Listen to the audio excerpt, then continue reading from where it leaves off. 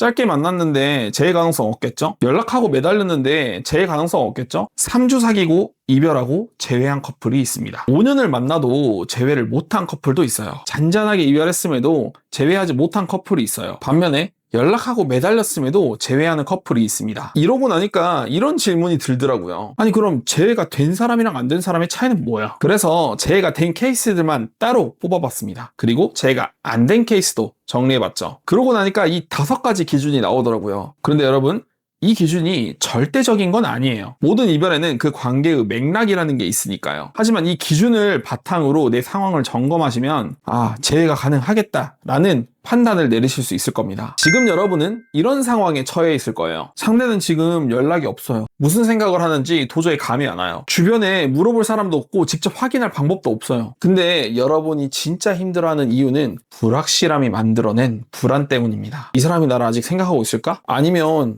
이미 다 정리했을까? 내가 이별 직후에 너무 매달렸는데 진짜 끝난 건 아닐까? 지금 아무것도 안 하는 게 맞는 건가? 그냥 그 사람한테 시간을 주면 다시 돌아오지 않을까? 아니면 내가 지금이라도 어떻게 매달려야 되나? 이런 생각을 수십 번씩 하고 계실 거예요. 그러면서 딱 2가지 선택지 앞에서 갈등하고 계실 겁니다. 지금 연락해서 확인하고 싶은 마음. 근데 연락했다가 진짜 끝날 것 같아서 두려운 마음. 그 사이에서 아무것도 못하면서 흘러가는 그 마음이 있을 거예요. 이게 여러분들을 진짜 힘들게 하는 원인 중에 하나인 겁니다. 가능성이 있는지 없는지를 모르니까 내가 뭘 해야 될지 모르는 거예요. 그걸 모르니까 계속 제자리에서 맴돌고 있는 거예요. 지금부터 그 맴도는 걸 제가 멈춰 드릴게요. 첫 번째, 상대가 연애하면서 나한테 달라진 게 있었나? 재회가 된 케이스에서 가장 많이 발견되는 거예요. 상대가 나를 만나면서 뭔가 달라졌다는 겁니다. 사람은 쉽게 변하지 않아요. 사람이 누군가를 만나면서 달라진다는 건 그냥 좋아하고 사랑하는 마음을 넘어서 그 관계가 그 사람한테 영향을 줬다는 겁니다. 그리고 그런 관계는 이별하고 나서도 쉽게 잊혀지지 않아요. 예를 들면 이런 거죠. 원래 감정 표현을 안 하고 혼자서 끙끙 앓고 있던 사람이 나 오늘 좀 힘들었어 라는 얘기를 먼저 꺼내기 시작한다거나, 표정이 항상 굳어있던 사람이 나와 함께 있으면서 조금 더 밝아졌다, 웃는 게 많아졌다, 이런 작은 변화들이 있으셨나요? 그 사람이 나와의 관계에서 뭔가를 얻었고 그게 그 사람을 조금씩 바꿨다는 겁니다. 그러면 그 사람 입장에선 당신이 단순히 좋았던 관계만에 있는 연인이 아니라는 거예요. 자기가 성장하고 달라질 수 있었던 시간으로 기억합니다. 그런 기억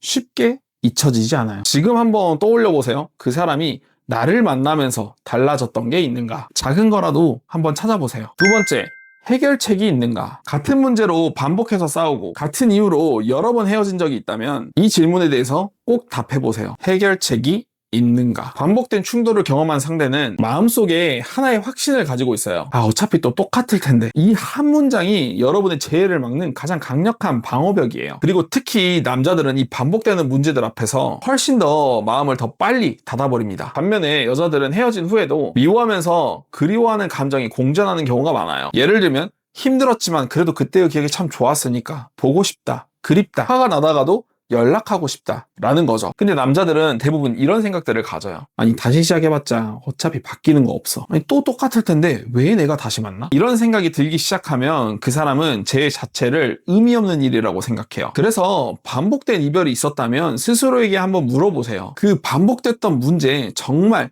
해결 가능한 건가? 내가 해결할 수 있는 능력이 있는 건가? 근데 이 질문하면 100이면 100 다 있다라고 얘기하거든요. 그럼 진짜 여러분이 재회를 했다고 한번 생각해 보세요. 당신이 서운한 일이 생겼을 때 그 사람한테 어떻게 표현하시겠나요? 참으실 건가요? 대화로 해결하실 건가요? 그럼 어떻게 얘기하실 거예요? 너가 연락이 없어서 서운했어. 다음부턴 이렇게 해줘. 이게 좋은 대화일까요? 이 질문에 구체적인 대답을 하지 못하고 있다면 재회가 되더라도 또 똑같은 이유로 이별하게 되어 있습니다. 지금 이 2가지를 들으시면서 해당되는 게 있을 수도 있고 없을 수도 있어요. 근데 이 3번째 얘기가 제가 진짜 여러분들께 하고 싶었던 얘기예요. 많은 분들이 재회를 시도할 때 이걸 몰라서 망치는 경우가 굉장히 많습니다. 3번째, 재회가 된 사람들은요, 이별의 이유에서 본질을 찾아요. 재회 상담을 하다 보면 모든 분들이 대부분 이별 이유에 대해서 이렇게 생각하세요. 상대가 말한 게 진짜 이별 이유겠죠? 요즘 회사 일이 바빠서, 부모님이 반대해서, 현실적인 상황이 좋지 않아서,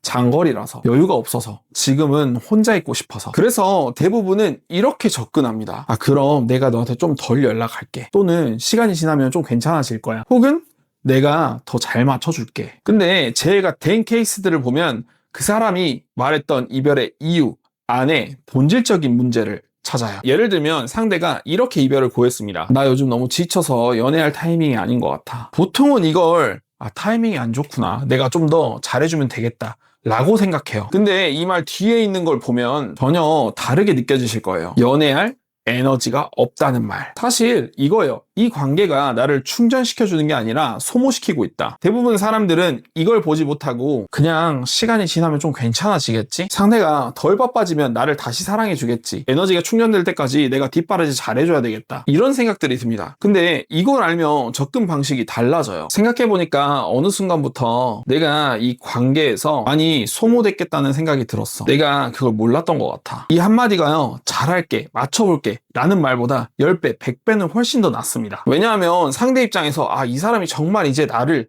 이해해주고 있구나 라고 느낄 수 있어요. 재회가 된 사람들은 상대가 떠난 진짜 이유를 찾아요. 그걸 언어로 정확하게 짚어냅니다. 그 순간 상대방의 마음이 열리게 되는 거죠. 지금 상대가 말한 이별의 이유를 한번 떠올려 보세요. 그 말 뒤에 있는 감정이 보이시나요? 네 번째, 이별 직전까지 이성적인 호감이 있었는가? 오래 만난 커플들은 이별 직전에 비슷한 감정을 느껴요. 아직도 이 사람을 좋아하는 걸까? 아니면 그냥 정 때문에 만나는 건가? 설레는 게 없는 건지 아니면 이런 게 성숙한 관계인 건지 이걸 가늠할 수 있는 신호들이 있습니다. 이별 직전에도 스킨십이 완전히 사라지지 않았거나 내 외모와 행동에 대해서 이야기를 한다든지 다른 이성에 대한 얘기에 민감하게 반응했다면 아직 당신에게 이성적인 호감이 있다라는 신호예요. 반대로 이별 훨씬 전부터 거리가 생기기 시작했다면 내가 어떻게 꾸며도 반응이 없었다면 옆에 있어도 이성이 아니라 그냥 친구 대하듯이 대했다면 이성으로서의 감정이 희석됐을 가능성이 높습니다. 재회는 감정적인 연결로만 이루어지지 않아요. 다시 이성적으로 끌림이 있어야지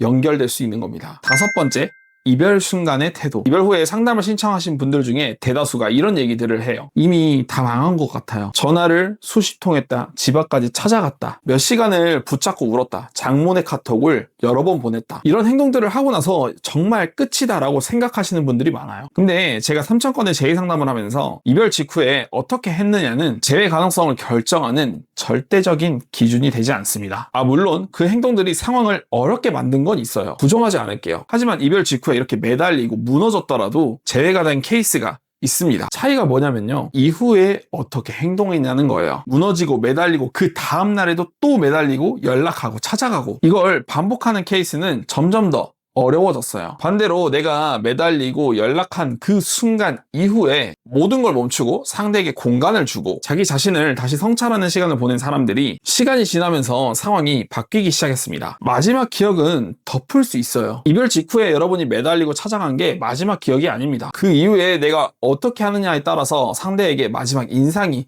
결정되는 거예요. 지금 이 영상을 보고 있다는 것 자체가 여러분들이 방향을 찾아가고 있다는 겁니다. 오늘 재회 가능성에 대한 기준 5가지를 알아봤는데요. 지금 여러분이 당장 해야 될 건 딱 하나입니다. 종이에 오늘 들은 이 5가지를 두고 솔직하게 내가 해당되는지 안 되는지 한번 체크해 보세요. 머릿속으로만 생각하면 자꾸 내가 유리한 쪽으로만 생각합니다. 직접 써보면 여러분들이 좀 더 객관적으로 보실 수 있으실 거예요. 3개 이상에 해당된다면 이 관계는 충분히 이어갈 수 있어요. 2개 이하라면 솔직하게 말씀드려서 지금 당장 재회를 시도하기보다 왜 이 관계가 여기까지 왔는지 한번 돌아보는 시간을 가져보세요. 재회는 뭘 더 잘할게 라는 게 아니에요. 상대가 뭘 원했는지 그 관계에서 뭐가 어긋났는지를 진짜로 보고 언어로 짚어주는 것, 그게 재회의 시작이에요. 여러분의 관계가 다시 진심으로 이어지길 응원할게요. 오늘 영상이 도움이 되셨다면 구독, 좋아요, 알림 설정까지 부탁드립니다. 지금 이 5가지 중에 몇 개가 해당되는지 댓글에 적어주세요. 그럼